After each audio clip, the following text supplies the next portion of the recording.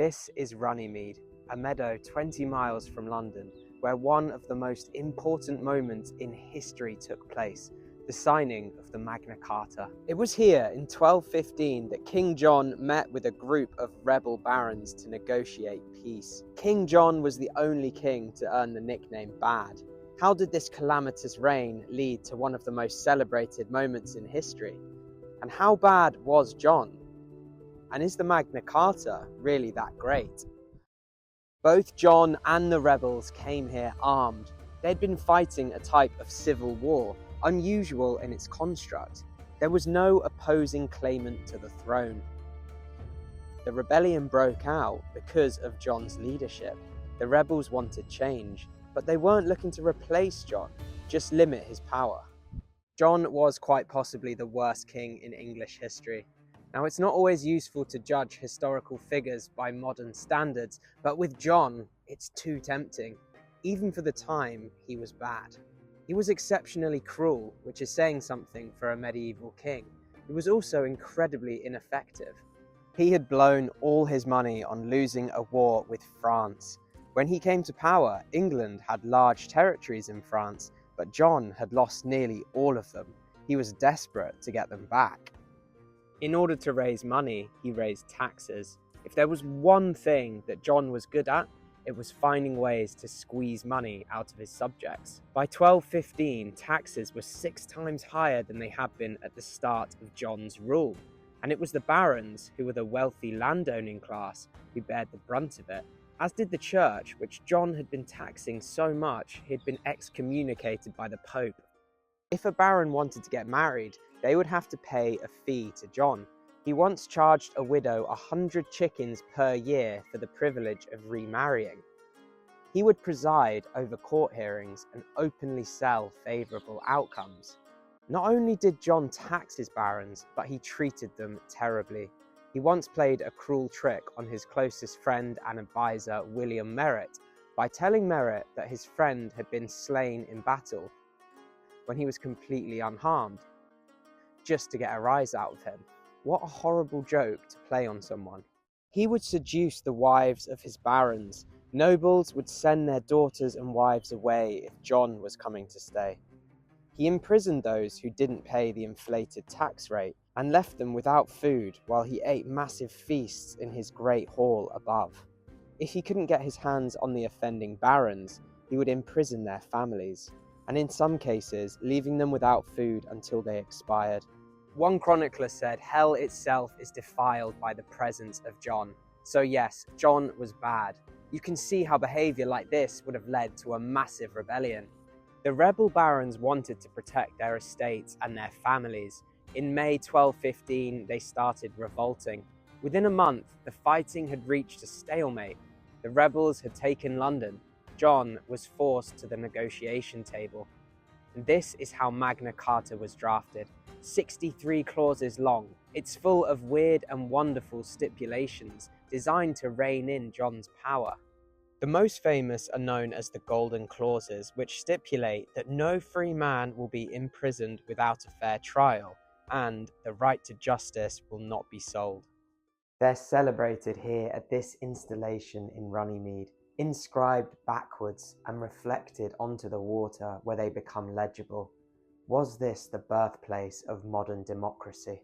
John was forced to have a council of barons who approved his every decision, and this was a precursor to Parliament. The traditional view of Magna Carta is that it was a turning point in English history where the rights of the individual became solidified in law, a great turning point for the liberation of the average man. Magna Carta inspired the founding fathers, and it's echoed in constitutional law all over the English-speaking world. Curiously, there's a JFK memorial here in Runnymede, a fitting place for a man who's remembered for the Civil Rights Act. Or is it? If you'd have been a peasant in the 13th century, Magna Carta would have had no impact on your life. Notice the term free man. This only applied to a very specific group in 1215. The majority of the population were serfs. If you'd have been accused of a crime as a medieval peasant post-Magna Carta, your punishment would have been decided by a local lord, and you'd have still had next to no civil rights. Historians like to point out that the Magna Carta was created by an elite few to benefit an elite few. It was never made to help the average man. Let's take a closer look at some of the stranger clauses and see who they really benefited. No fish weirs in the River Medway. This is a great example. It was something that the Archbishop, who sided with the rebels, was particularly keen on, because it meant he could sail his boat upriver to his winter palace with ease. So not exactly a man of the people move. Another says that no man should be forced into building bridges for the crown. Now I know it sounds strange, but this was a common occurrence in the 13th century. This does protect average people's rights. However, it also benefits the barons. If peasants are press-ganged into bridge building, then they aren't working in the landowner's fields. The majority of the clauses deal with feudal inheritance, protecting the baron's estates from John. The Magna Carta is a self-serving document, but its importance can't be denied.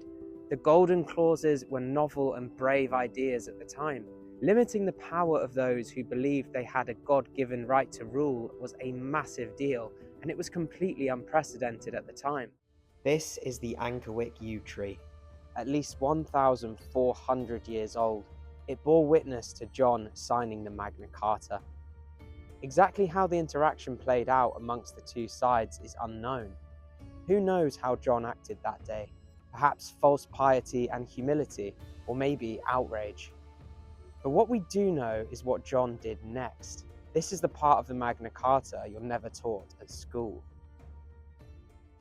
John immediately wrote to the Pope and sought an annulment for the Charter. The Pope agreed, and within a few months, the Magna Carta was invalid. The fighting broke out again. John was losing the war. That's no surprise. And while evading the rebel barons, he decided to take his baggage train across the Wash, a muddy tidal estuary on the east coast of England.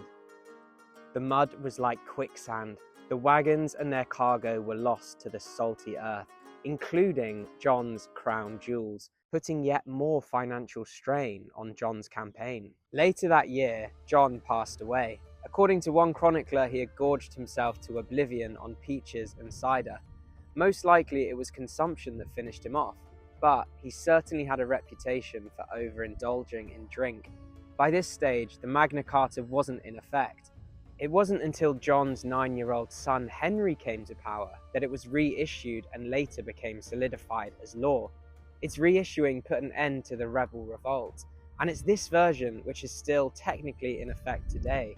Although it's been superseded by more recent laws, it's still the bedrock of British law. These rights, just like water, are changeable.